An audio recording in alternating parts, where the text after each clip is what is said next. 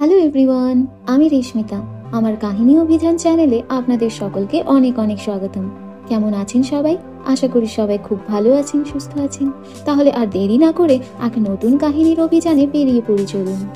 আজ আপনাদের এক্সপ্লেন করে শোনাবো ফুলমি 1 সিরিজের শেষ 4টে এপিসোড।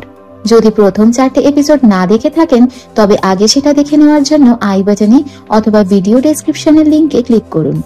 আপনাদের কাছে একটাই অনুরোধ, যদি আমার ভিডিও ভালো লেগে থাকে তাহলে অবশ্যই আমার চ্যানেলটি সাবস্ক্রাইব করে নেবেন প্লিজ।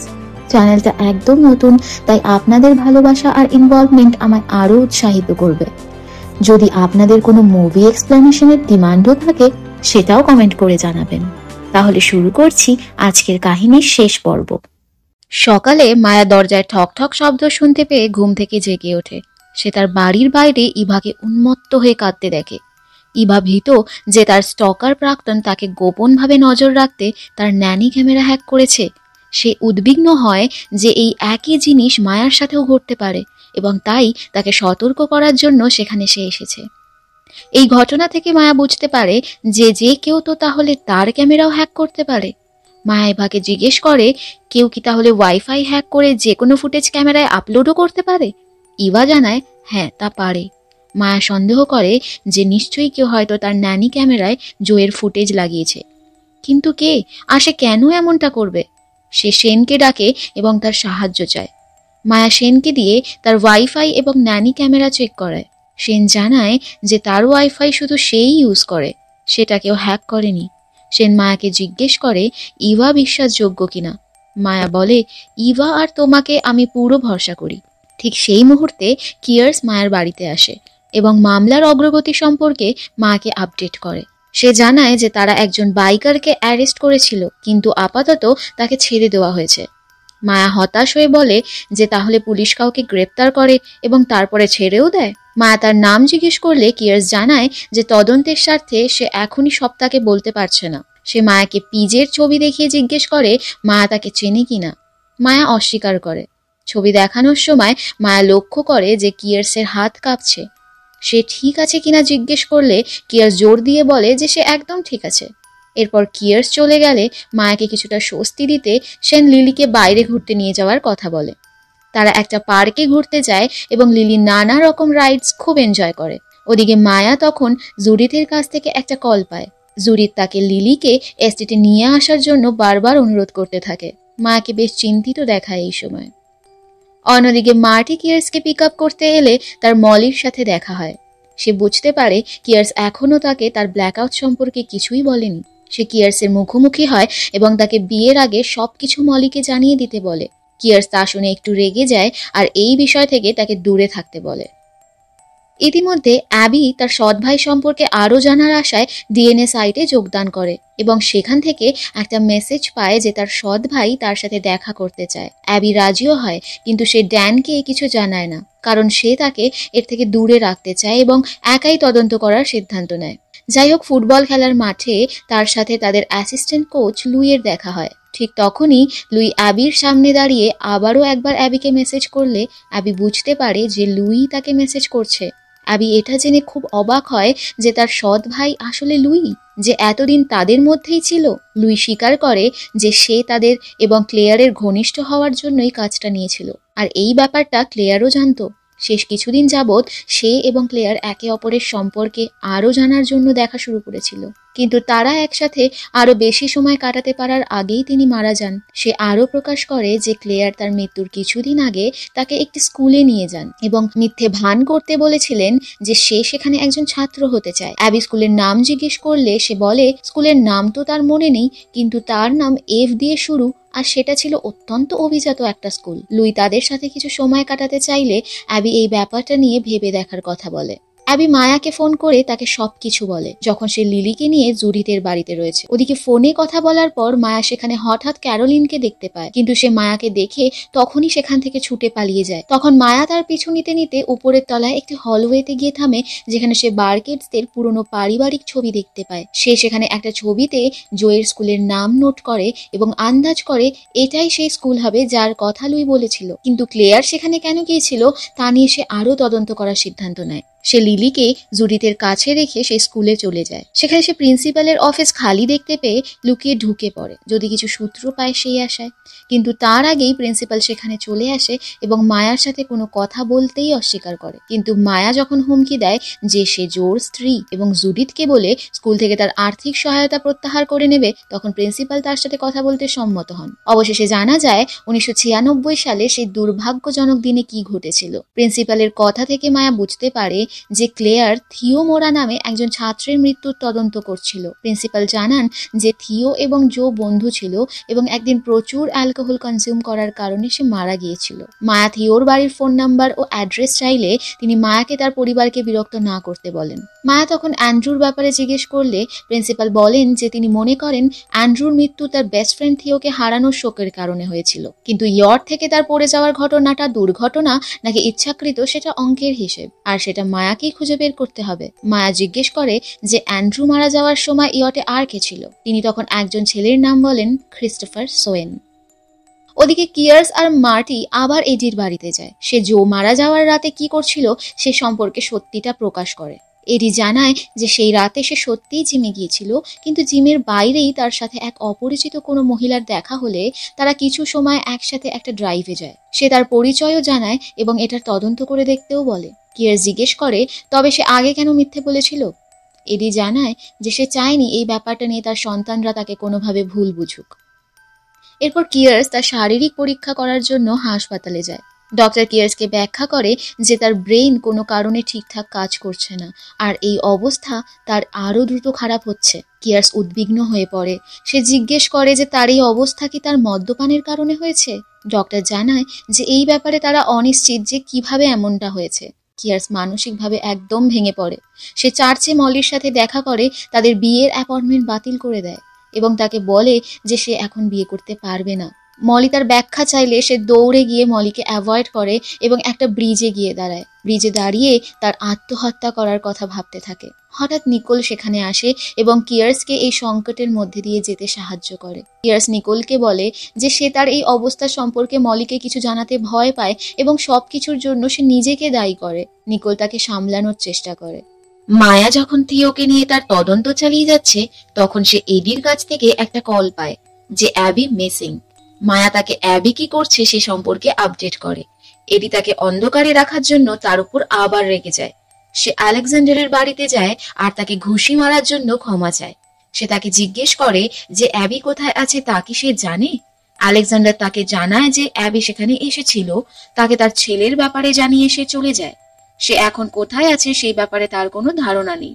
এডি তাকে তার ছেলের কাছে যাওয়ার চেষ্টা করার জন্য পরামর্শ দেয়। তারা কথা বলার সময় অ্যাবি এডিকে কল করে এবং বলে যে সে ভালো আছে। সে এডিকে ঘরে দেখার কথা বললে এডি বাড়ির উদ্দেশ্যে বেরিয়ে পড়ে। অন্যদিকে মায়া থিওর বাড়িতে যায় এবং তার মায়ের সাথে কথা বলে।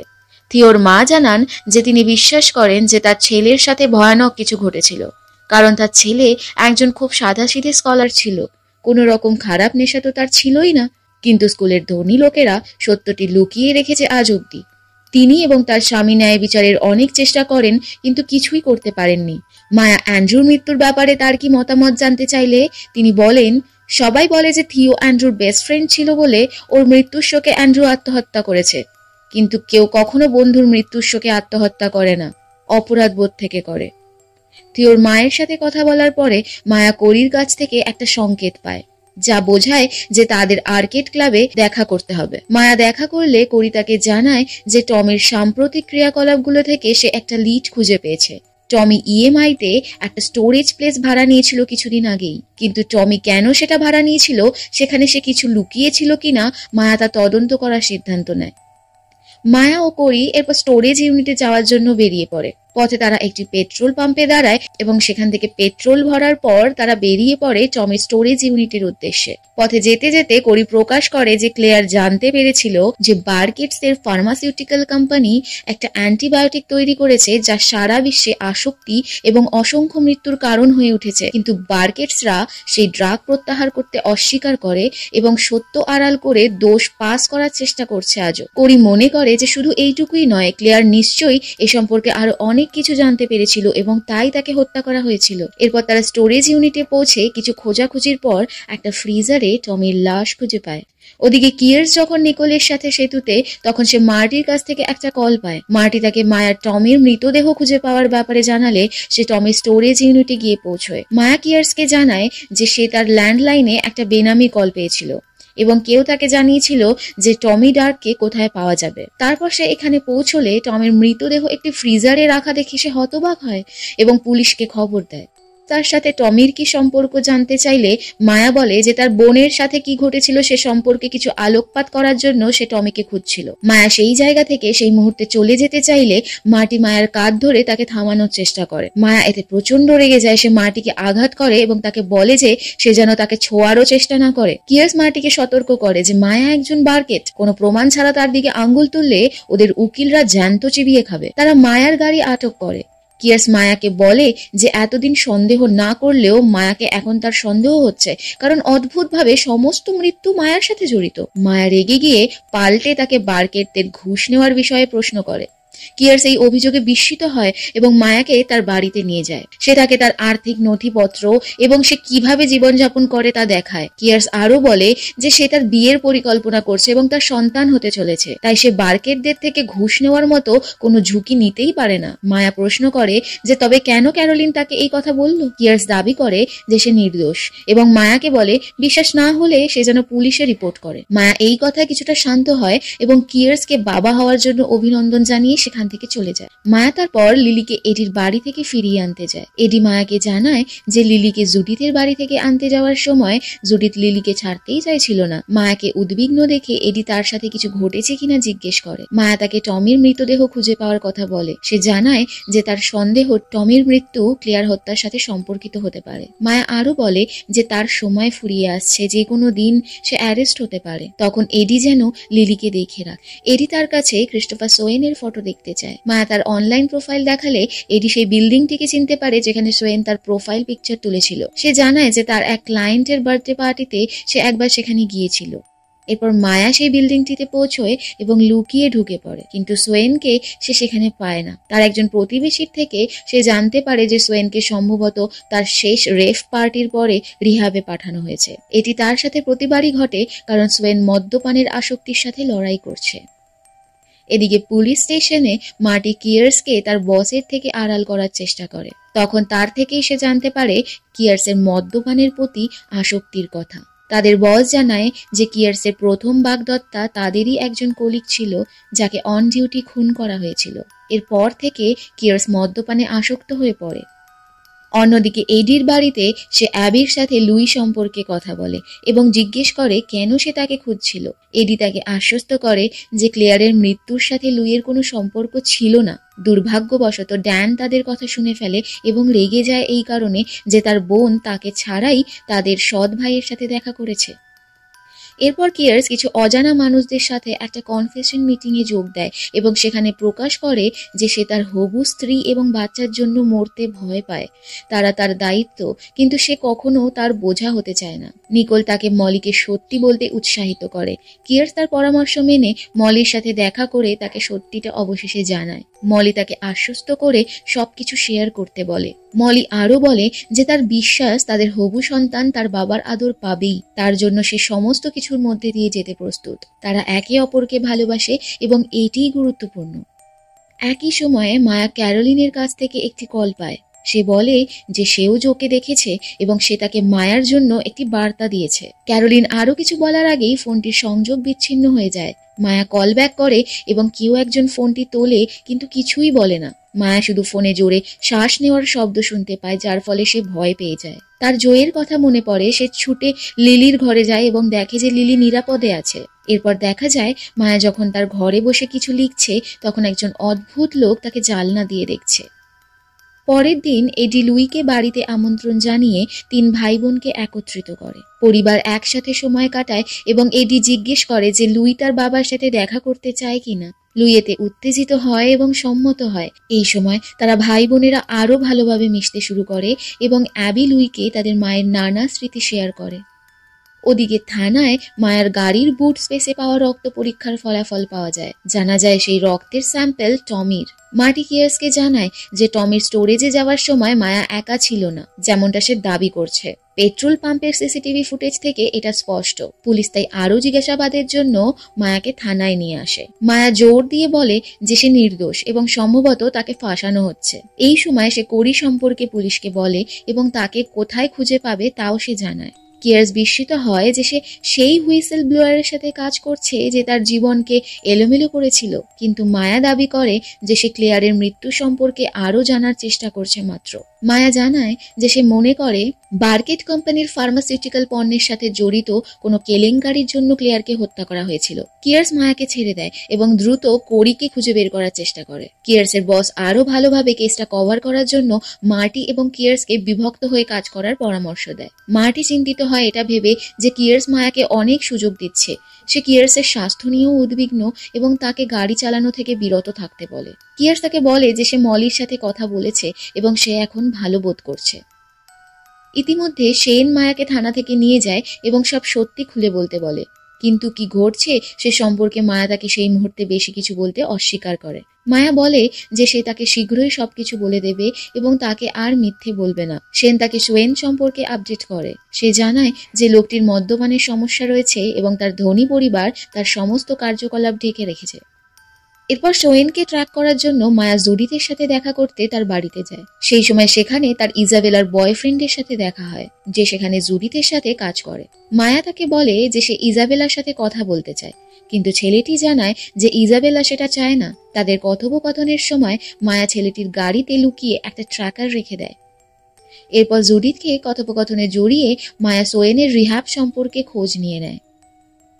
পুলিশ স্টেশনে ফিরে কিয়ার্স জানতে পারে যে মার্টি কোরিকে ধরতে বেরিয়েছে এবং একজন সামরিক অফিসার ক্লেয়ারের মামলাটি দেখার জন্য একটি অফিসিয়াল অনুরোধ করেছে। কিয়ার্স মনে করে যে এটি শেন। তার বস তাকে সেই সামরিক অফিসারের সাথে কথা বলার আদেশ দেন। তারা কথা বলার সময় হঠাৎ পুলিশের পুরো সিস্টেম কোরি হ্যাক করে নেয়, ফলে তাদের সিস্টেম লক আউট হয়ে যায়। কিয়ার্স মার্টিকে সতর্ক করার জন্য ফোন করে জানায় যে কোরি এখন আর কেটে নেই, সম্ভবত সে জঙ্গলে আছে। কিয়ার্স তাকে ধরতে নিজেই গাড়ি চালিয়ে বেরিয়েছে জেনে মার্টি অসন্তুষ্ট হয় এবং কিয়ার্সের কিছু হওয়ার আগেই তার কাছে পৌঁছানোর চেষ্টা করে। ওদিকে রিহ্যাবে যাওয়ার পথে সেন মায়াকে কল করে জিজ্ঞেস করে সে কোথায় আছে। মায়া তাকে মিথ্যা বলে যে সে বাড়িতে আছে এবং এখন দেখা করতে পারবে, কিন্তু মায়া জানে না যে সেন আসলে তার বাড়িতেই তখন বসে আছে। যাই হোক, মায়া রিহাবে পৌঁছয় এবং সোয়েনের সাথে দেখা করে। মায়া যখন নিজের পরিচয় দেয় যে সে জোর স্ত্রী, তখন সোয়েন উত্তেজিত হয়ে প্রশ্ন করে, জো মারা গিয়েছে তাই তো? মায়া সেই কথা স্বীকার করলে সে যেন একটু স্বস্তি পায়। মায়া এরপর অ্যান্ড্রুর মৃত্যু সম্পর্কে জিজ্ঞেস করে। মায়া হতবাক হয়ে যায় যখন সোয়েন দাবি করে যে জোই অ্যান্ড্রুকেও হত্যা করেছে। সে জানায় যে ভালো স্কলার হওয়ায় জো থিওকে হিংসে করতে শুরু করেছিল, তাই 1996 সেই রাতে জো থিওকে বেঁধে ওর মুখে ফানেল লাগিয়ে ক্রমাগত অ্যালকোহল পান করিয়ে তার বদলা নিতে চেয়েছিল। বাকি ছেলেরা থিওর সাথে মজা করতে চেয়েছিল মাত্র, কিন্তু জোর প্ল্যান ছিল অন্য। থিও পা মারতে শুরু করলে অন্য ছেলেরা থামতে চেয়েছিল, কিন্তু জো ঢালতেই থাকে এবং শেষ পর্যন্ত থিও মারা যায়। সেই সময় জো সবাইকে সাবধান করে দেয় যে সেই কথা কাউকে না জানাতে, কিন্তু অ্যান্ড্রু নিজেকে ক্ষমা করতে পারছিল না। কয়েক সপ্তাহ পরে একটি ইয়টে এসে ভেঙে পড়ে এবং অপরাধ স্বীকার করার ইচ্ছে প্রকাশ করলে জো অ্যান্ড্রুকেও নিজের পথের কাঁটা মনে করে এবং সুযোগ বুঝে ইয়ট থেকে তাকে ধাক্কা দেয়। মায়ার চোখে জল চলে আসে জোয়ের এরকম বিভৎস মানসিকতার সত্যিটা জানতে পেরে। মায়া সোয়েনকে জিজ্ঞেস করে এতদিন তাহলে সে কেন কাউকে কিছু বলেনি, আর আজই বা মায়াকে সব কেন জানাচ্ছে সে? সোয়েন বলে কারণ জো এখন আর নেই, এখন নিজেকে স্বাধীন মনে হচ্ছে। অন্যদিকে কিয়ার্স কোরি জঙ্গলে লুকিয়ে থাকার জায়গায় পৌঁছয়। কোরি পালানোর চেষ্টা করে, কিন্তু কিয়ার্স তাকে ধাওয়া করে শেষমেশ অ্যারেস্ট করে পুলিশ স্টেশনে নিয়ে আসে। টমি ডার্ককে হত্যার ষড়যন্ত্র এবং একটি মৃতদেহ গোপন করার সন্দেহে তাকে অভিযুক্ত করা হচ্ছে শুনে কোরি অবাক হয়। সে দৃঢ়ভাবে এই অভিযোগগুলো অস্বীকার করে, কিন্তু কিয়ার্স চাপ দিতে থাকলে সে তার সাথে ব্যক্তিগতভাবে কথা বলতে চায়। তখন সে কিয়ার্সকে বার্কেটস গ্লোবাল এবং তাদের ফার্মাসিউটিক্যাল ওষুধের বিষয়ে তার তদন্ত সম্পর্কে তথ্য ফাঁস করে। কোরি তার অনুসন্ধান সম্পর্কে যখন ব্যাখ্যা করে যে বার্কেটসের ওষুধ খেলে সাইড এফেক্টস হিসেবে হেলথ ড্যামেজ, হ্যালুসিনেশন, এমনকি সুইসাইড করার প্রবণতাও দেখা দেয়, তখন কিয়ার্স উপলব্ধি করে যে তার নিয়মিত ব্যবহার করা ওষুধগুলিও বার্কেটস ফার্মাসিউটিক্যালের। যা সে তার অ্যাংজাইটি দূর করতে দীর্ঘদিন যাবৎ ব্যবহার করে আসছে। আর তার শারীরিক অবনতির কারণও সেই ওষুধগুলোই। সে উদ্বিগ্ন হয় এটা ভেবে যে এখন সে তার জীবন হারাতে বসেছে, কারণ সে সেই কোম্পানিকে বিশ্বাস করেছিল। সে বুঝতে পারে কেন তার সুইসাইড করার ইচ্ছে হয়েছিল, কেন সে এতদিন নিকোলকে হ্যালোসিনেট করছে, যে আসলে তার মৃত বাগদত্তা। কিয়ার্স নিজেকে সামলানোর চেষ্টা করে। ঠিক তখন সে আবারও একবার নিকোলকে হ্যালোসিনেট করে। নিকোল তাকে জানায় যে এবার তার যাবার পালা। কিয়ার্স নিজেকে দোষী কনফেস করে, কারণ নিকোল মারা যাওয়ার সময় সে তার পাশে থাকতে পারেনি। এরপর কিয়ার্স নিকোলকে বিদায় জানায় এবং বার্কেটস কেসের শেষ দেখতে বদ্ধপরিকর হয়। এই সময় মার্টি লক্ষ্য করে যে কিয়ার্স নিজের সাথে কথা বলছে। সে কিয়ার্সকে কার সাথে কথা বলছে জিজ্ঞেস করলে কিয়ার্স শুধু তাকে জানায় যে সে পিজেকে খুঁজতে যাচ্ছে। মার্টি তাকে বাধা দেয়, কারণ তার মনে হয় কিয়ার্স ঠিক নেই, কিন্তু তবুও কিয়ার্স শোনে না। তারা একত্রে পিজেকে খুঁজতে বেরিয়ে পড়ে। এদিকে শেন মায়াকে ফোন করে তাকে বলে যে পুলিশ জানে যে সে তার জন্য একটা একই বন্দুকে জো এবং ক্লেয়ারকে হত্যা করা হয়েছে। তা জানতে পেরে শেন আরো বিভ্রান্ত হয়। তার মায়াকে সন্দেহ হয় যে সে নিশ্চয়ই অনেক কিছু লুকোচ্ছে। সে তাকে জিজ্ঞেস করে এটা কিভাবে সম্ভব। মায়া তাকে তার উপর আস্থা রাখতে বলে এবং জানায় যে সে বাড়িতে ফিরছে। শেন যেন সেখানে তার সাথে দেখা করে। সেন তার বাড়িতে পৌঁছলে মায়া সেনাবাহিনীতে থাকাকালীন যে ঘটনাটি সে ঘটিয়েছিল তার সত্যতা তাকে জানায়। মায়া জানায় সেদিন নিরীহ মানুষগুলোর মৃত্যুর জন্য আসলেই সে দায়ী। সেদিন সৈনিকদের ওপর উগ্রপন্থীদের হামলার পর যখন মায়া আর সেন হেলিকপ্টারে তাদের রক্ষার কাজে নিযুক্ত ছিল, সেই সময় তারা দূর থেকে একটি ভ্যানকে স্পটের দিকে এগিয়ে আসতে দেখে। তাদের কাছে এই ব্যাপারে কোনো নিশ্চিত খবর ছিল না যে সেই ভ্যানে শত্রু ছিল না সাধারণ মানুষ। সেন মায়াকে বলে, হ্যাঁ, আর তাতে সাধারণ মানুষই ছিল, কিন্তু তুমি সেই গাড়িটাকে শুট করে কোনো ভুল করনি। আমরা শুধু আমাদের অর্ডার ফলো করেছিলাম, আর সেটা করতে আমরা বাধ্য।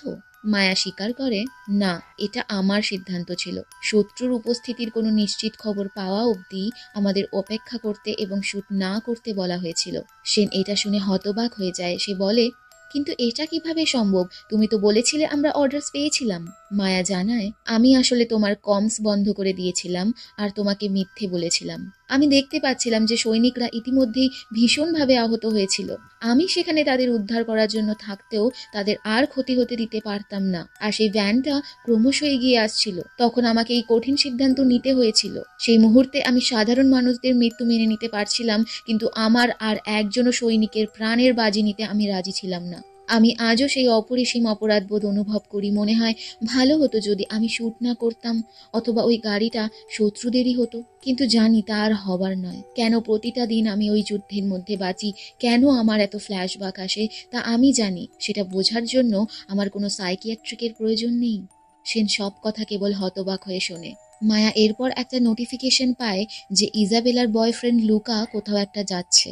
সে সেনকে ওয়াশরুমে যাওয়ার অজুহাত দিয়ে লুকাকে ধরার জন্য বেরিয়ে পড়ে।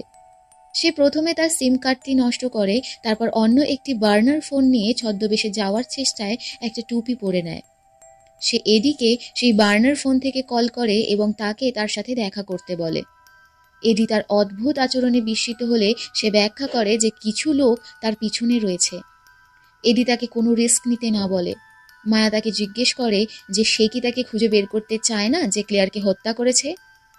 এরপর তারা দুজন লিলির নার্সারিতে যায় এবং এডিকেও সেখানে গার্জেন হিসেবে যুক্ত করায় সেও লিলিকে নিয়ে যাওয়ার অনুমতি পায়। এরপর কিছুক্ষণের জন্য মায়া দূর থেকে এক দৃষ্টে লিলির দিকে তাকিয়ে থাকে, যেন সে লিলিকে শেষবারের মতো দেখছে।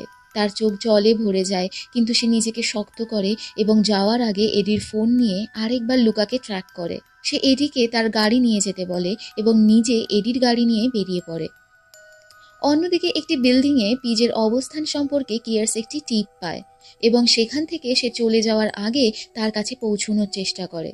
কিন্তু দুর্ভাগ্যবশত পিজে তাদের দেখে ফেলে এবং ছাদের দিকে দৌড়ে চলে যায়। অসুস্থতা বোধ করা সত্ত্বেও কিয়ার্স তাকে ধাওয়া করতে করতে একটা স্লো প্রুফের কোণা অবধি পৌঁছে গেলে পিজে পড়ে যাওয়ার ভয় পায় এবং একটি চিমনি ধরে দাঁড়িয়ে থাকার চেষ্টা করে। কিয়ার্সও সেই রুফের একদম কোণা অবধি পৌঁছয় এবং পিজেকে সাবধানে দাঁড়িয়ে থাকতে বলে। কিয়ার্স কিছুটা ব্যালেন্স করে দাঁড়িয়ে থাকার চেষ্টা করে এবং তাকে জিজ্ঞেস করে জোকে সে কেন মেরেছে। পিজে তখন পার্কে থাকার কথা স্বীকার করে ঠিকই, কিন্তু জোকে হত্যা করার কথা অস্বীকার করে। সে বলে যে সে তার বন্ধু র্যাম্বোর সাথে হ্যান্ডব্যাগ এবং ফোন চুরি করতেই সে রাতে গিয়েছিল, কিন্তু তারা হঠাৎ গুলির শব্দ শোনে এবং দূর থেকে জোকে হত্যা হতে দেখে তারা দ্রুত পার্ক ছেড়ে বেরিয়ে যায়। তাড়াহুড়োয় পিজে একটি ছোটখাটো বাইক দুর্ঘটনায় পড়লে সে তার বাবাকে সাহায্য করার জন্য ডাকে। ফিল তার রক্তাক্ত ছেলেকে তার গাড়িতে তুলে নিয়ে যায় এবং তার থেকে সব শোনার পর তাকে পরামর্শ দেয় যে সে যা দেখেছে সে সম্পর্কে যেন সে কাউকে কিচ্ছু না বলে। বোঝা যায় আমরা আগে ফিলের গাড়িতে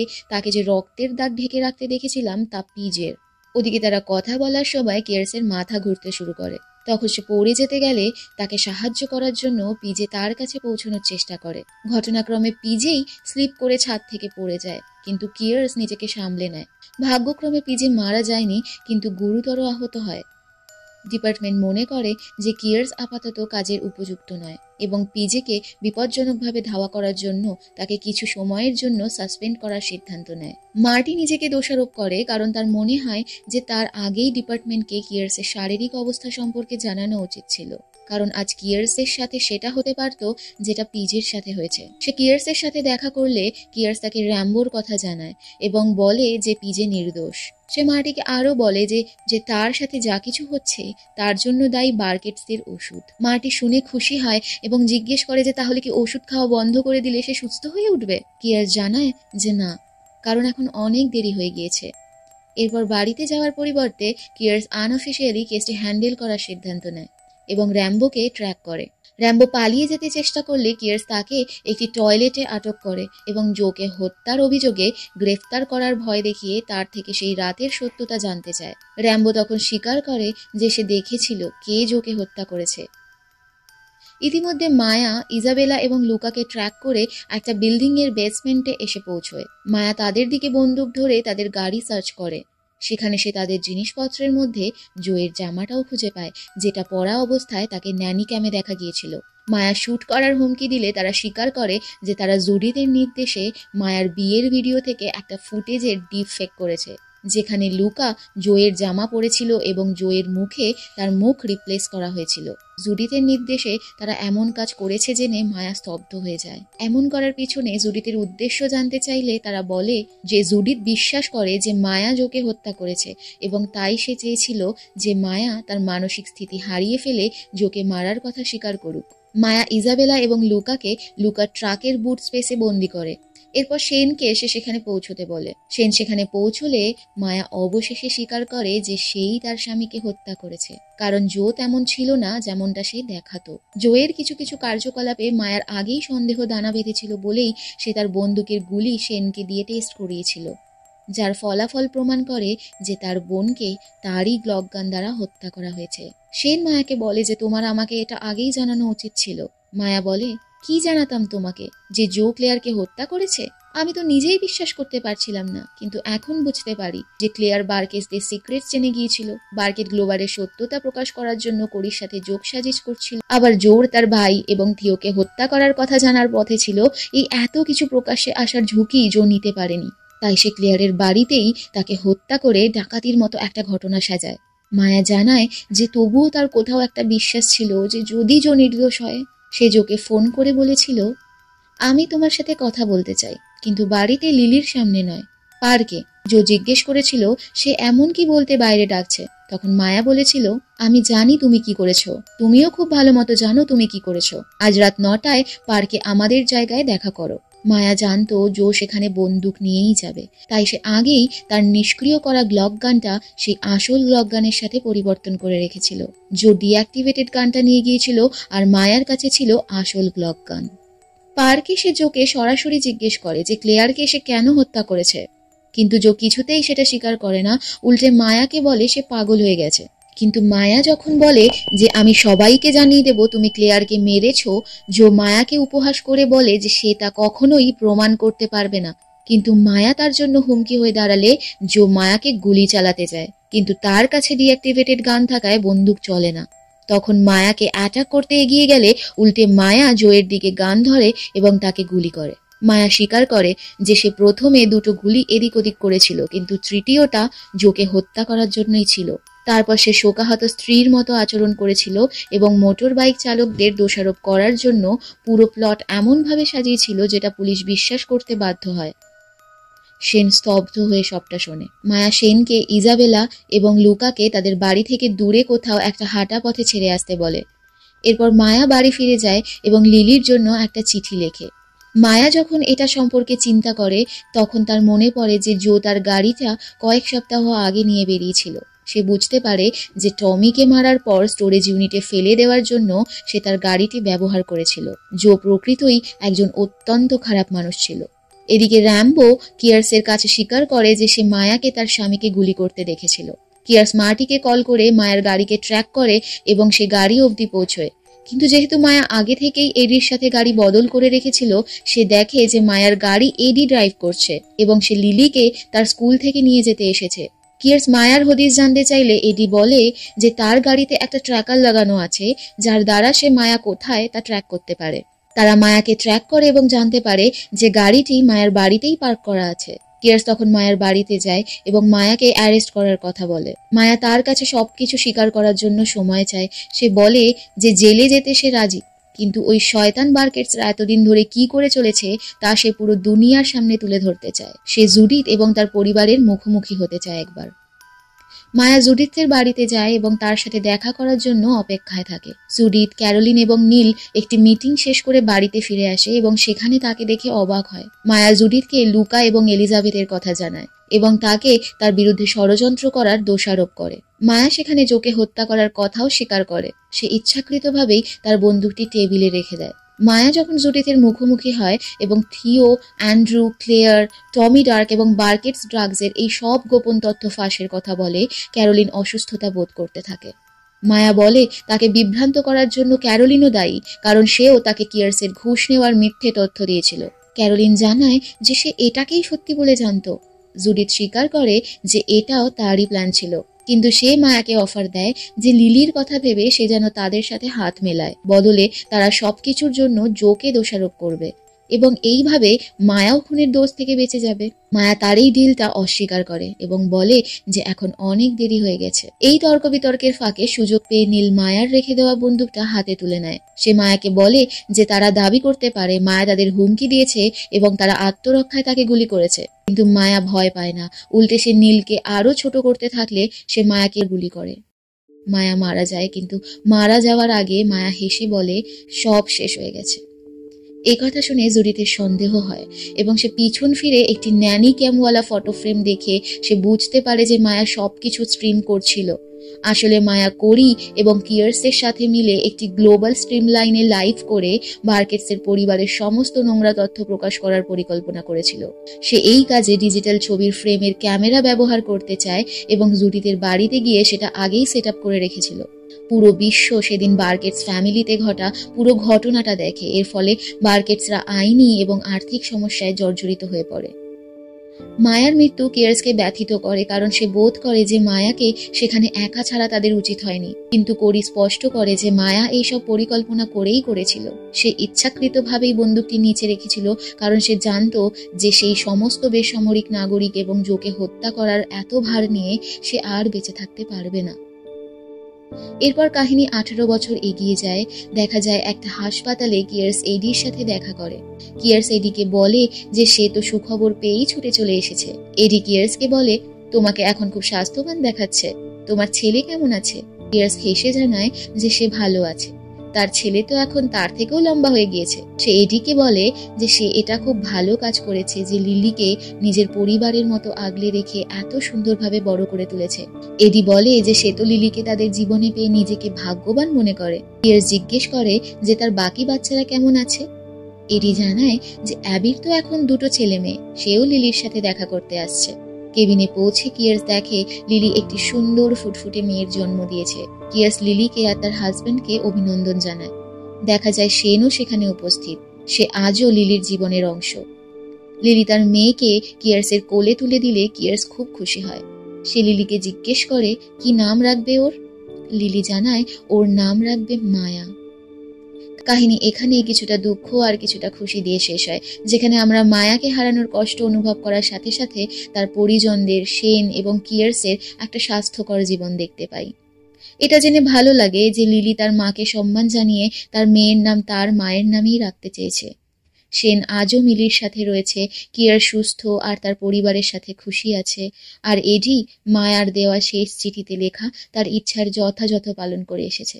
লিলিকে একটা সুন্দর স্বাভাবিক পারিবারিক জীবন দিয়েছে। আমাদের আজকের কাহিনী এখানেই শেষ হয়। তাহলে আপনাদের কেমন লাগলো কমেন্ট করে তা অবশ্যই জানাবেন। খুব শীঘ্রই আবার কোনো একটা নতুন বা পুরনো দুর্ধর্ষ কাহিনী নিয়ে হাজির হব অবশ্যই।